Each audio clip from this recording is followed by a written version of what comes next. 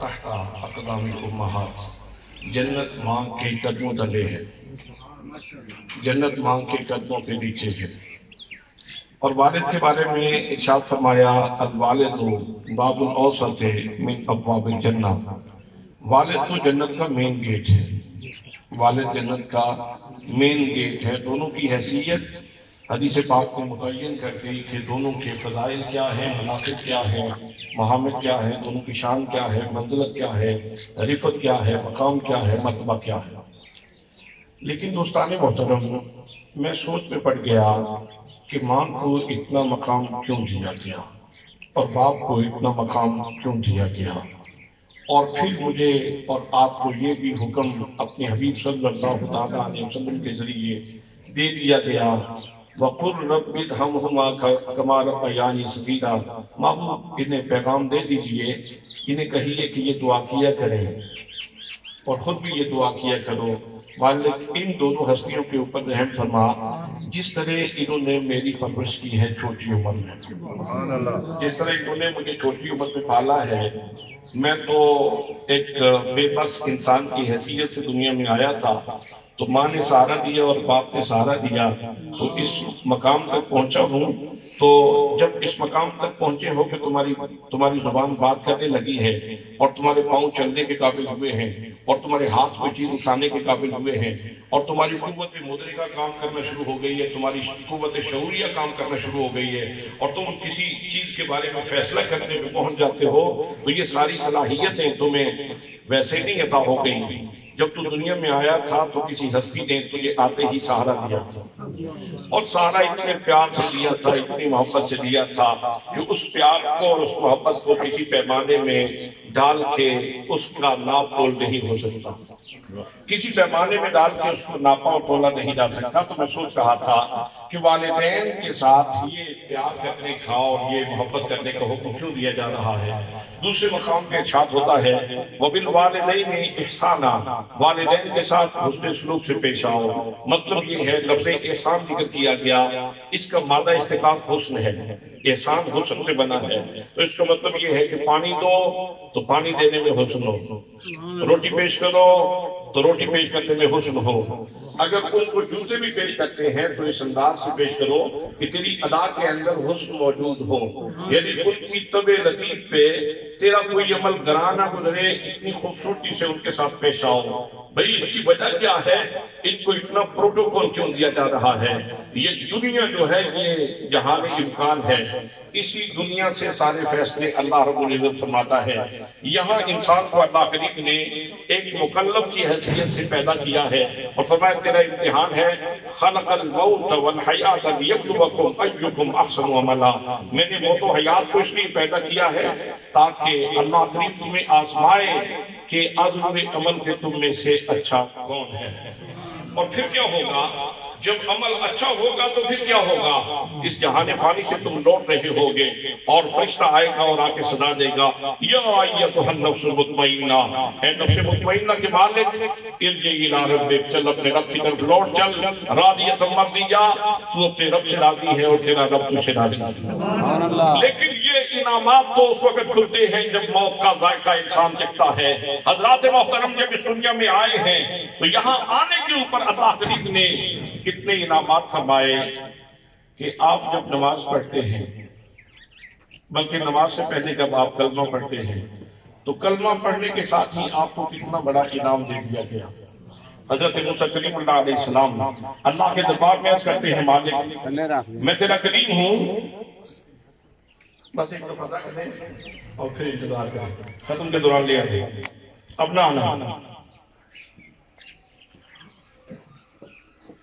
مالک میں تیرا کلیم ہوں، تیرا لاڈلا پیغمبر ہوں، کوئی انوکھا سا منفرد سا تحفہ عطا فرما۔ تو فرمایا میرے پیارے مجھ پڑھا کرو لا الہ الا اللہ، لا الہ الا اللہ، لا الہ الا اللہ، لا الہ الا اللہ۔ یا اللہ یہ کام تو سارے کلموں کو کرتے ہیں، یہ تو سب مسلمان کرتے ہیں۔ فرمایا موسیٰ یہ اتنا بھاری تحفہ ہے، اتنا قابل قدر تحفہ ہے کہ اگر ساتوں زمین اور آسمان ایک طرف رکھ دیے جائیں اور دوسری طرف یہ کلمہ ہو تو یہ ایک کلمہ ہر چیز پہ بھاری ہے۔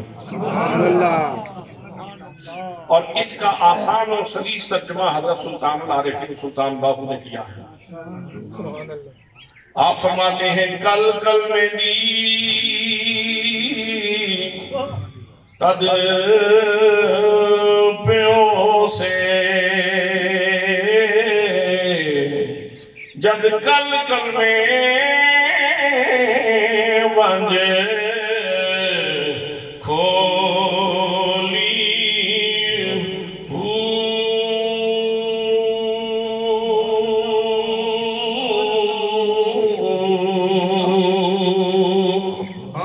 عاشق کلمہ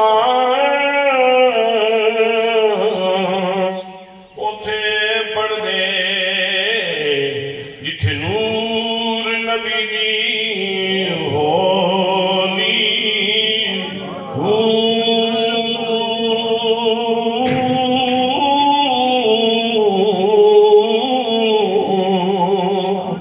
چودہ طبق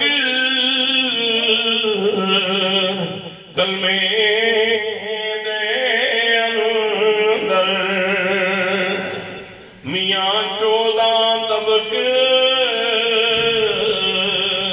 کلمے دے اندر تے کی جانے خلقت بھولی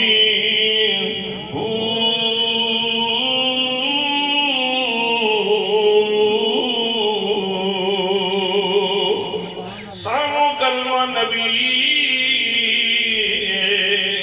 پڑھایا باہو تے جن جانوں سے تم بھولی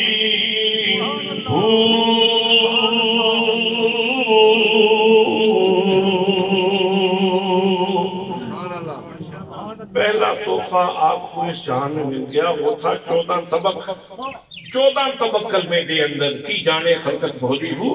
حضرات محترم اگر ہم اس جہان رنگ و بو میں نہ آتے تو یہ 14 طبق ہماری جولی میں نہ ڈالے جاتے۔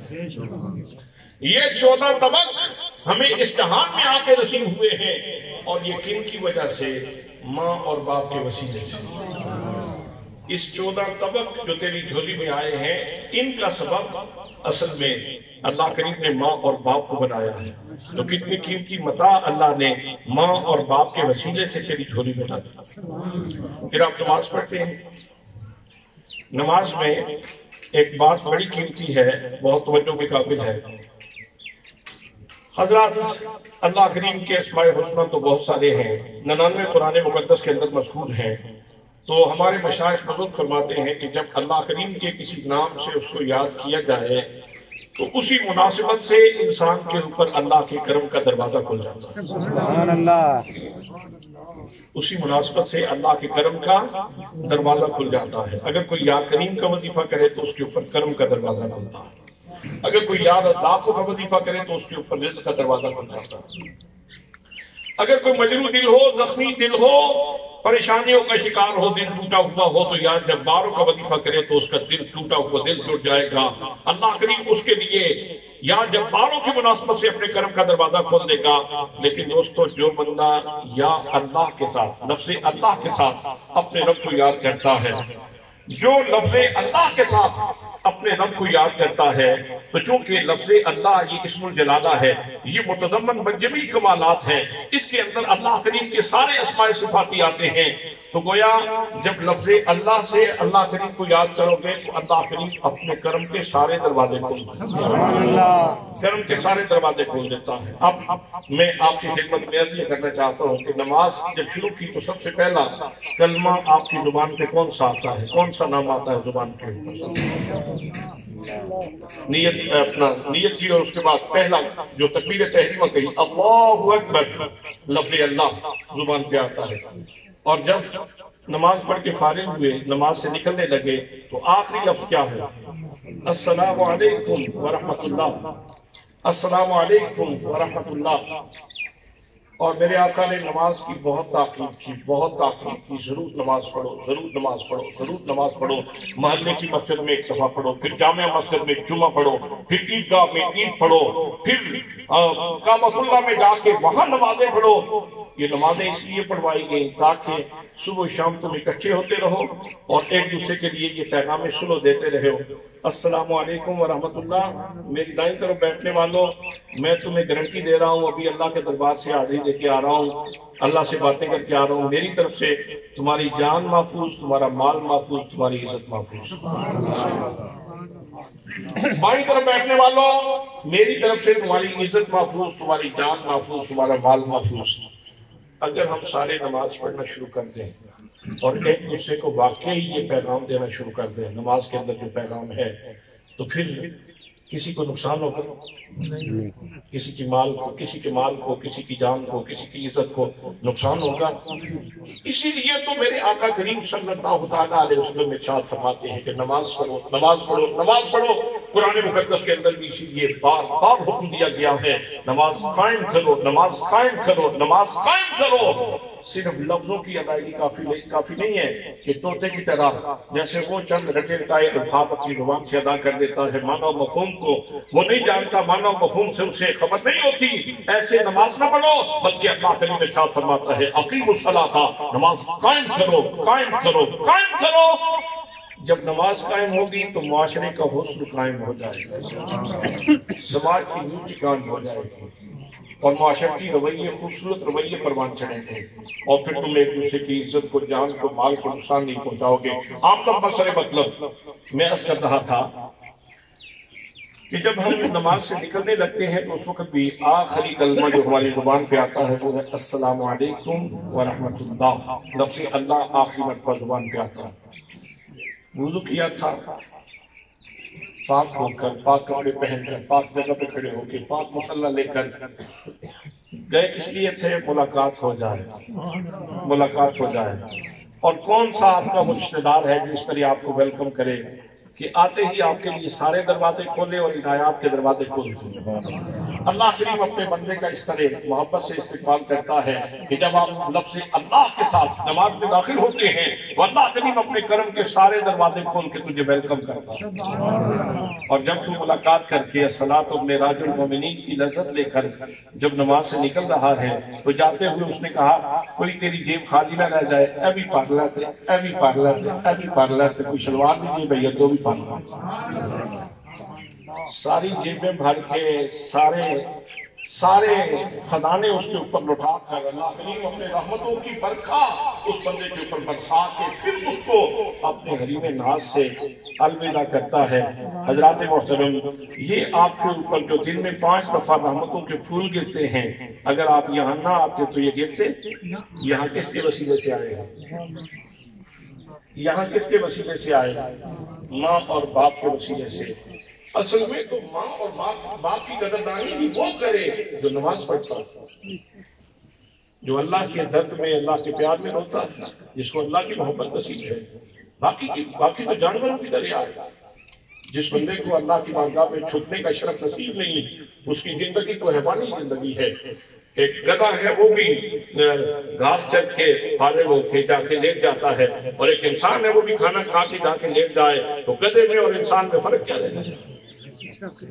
اصل میں تو وہ انسان ہے جس کو یہ قدر ہو کہ یہ جہان بڑا قیمتی ہے، یہاں میں نے بہت کچھ کرنا ہے، میں نے بہت کچھ کرنا ہے، مجھے اپنے رب کو راضی کرنا ہے۔ حضرات محترم، باتیں بہت ساری ہیں، 10 منٹ میں کہیں نہیں جا سکتی، صرف اتنا کہہ سکتا ہوں کہ اگلی جو موت کے ذائقے کے ساتھ جو اللہ کے انوار و تجلیات کھلتے ہیں ان کی ایک لمبی تفصیل ہے، اور پھر جنت کی بہاریں اور جنت کی نعمتیں اور میدان حشر میں جو اللہ کا انعام بندے کے اوپر ہوتا ہے، یہ ساری چیزیں تب ہوتی ہیں۔ اس جہان کے اوپر دار و مدار ہے ساری باتوں کا، اس جہان دنیا کے اوپر۔ لوگ تو اکثر اس دنیا کو متون کرتے رہتے ہیں کہ دنیا کمینی ہے، دنیا کمینی ہے، دنیا کمینی ہے۔ بھائی دنیا تو اس کے لیے کمینی ہے جو اس دنیا کے ساتھ کمینہ بن رہا ہے، جو اس دنیا کو کام کی سونے کی بنانا چاہے تو یہ دنیا سونے کی بھی ہے، سونے کی بھی ہے۔ جو سو جاتے ہیں ان کے لیے سونے کی بھی ہے، لمبی ٹانگ کے سو جاتے ہیں، اور یہ دنیا سونے کی بھی ہے، جو قدر کریں تو ان کے لیے یہ قیمتی دھات سونے سے بھی زیادہ قیمتی ہے۔ حضرات محترم، یہ سارے کے سارے انعامات، یہ ساری کی ساری خوبصورتیاں آپ کو آپ کے والدین کی وجہ سے ملتی ہیں۔ اس لیے کہا کہ جن کی وجہ سے اتنے انعامات وصول کر رہا ہے، ان کی خدمت میں سلام پیش کر، ان کو سلیوٹ کر، ان کے ساتھ اچھے رویے سے پیش آ، ان کی خدمت کر، ان کی فرمانبرداری کر۔ میرے آقا کریم صلی اللہ تعالیٰ علیہ وسلم کی خدمت میں ایک صحابی حاضر ہوئے، اس کی آقا ماں جب تک زندہ تھی، باپ جب تک موجود تھا، بڑی خدمت کی، تو اب کوئی کام ہے جو کر سکوں؟ ماں فوت ہو گئی، باپ فوت ہو گیا۔ فرمایا ان من البر بعد البر ان تصلی علی ابویک ما صلاتک و تصوم لهما ما صومک۔ ہاں، اب ایک کام یہ کر سکتے ہو تم کہ جب اپنے لیے نماز پڑھو تو ان کے لیے بھی 2 رکعت نماز نفل پڑھو، جب اپنے لیے روزہ رکھتے ہو تو ان کے لیے بھی 1 آدھ روزہ ایصال ثواب کے لیے رکھتے ہو، قرآن پڑھو، صدقہ کرو، دعائیں کرو، یہ ساری چیزیں انہیں پہنچتی ہیں۔ دعا ہے کہ اللہ کریم ہمیں والدین کی قدر دانی کی توفیق نصیب فرمائے۔ والدین کی قدر دانی صرف اسی جہان میں موقوف نہیں ہے، والدین کی قدر دانی اگلے جہان کے اوپر بھی موقوف ہے۔ یہاں آپ اس اچھے نفس کے ساتھ ان کو یاد کرتے ہیں، اور کتنی حضوری کے ساتھ اور کتنے خضوع و خشوع کے ساتھ ان کے لیے دعا کرتے ہیں، یہ بھی میٹر کرتا ہے۔ اس کو بھی دیکھنا ہے، اور اس کو بھی اللہ کریم قدر کی نگاہ سے دیکھتا ہے۔ اللہ کریم ہمیں عمل کی توفیق نصیب فرمائے۔ ہمارے الا البلاغ۔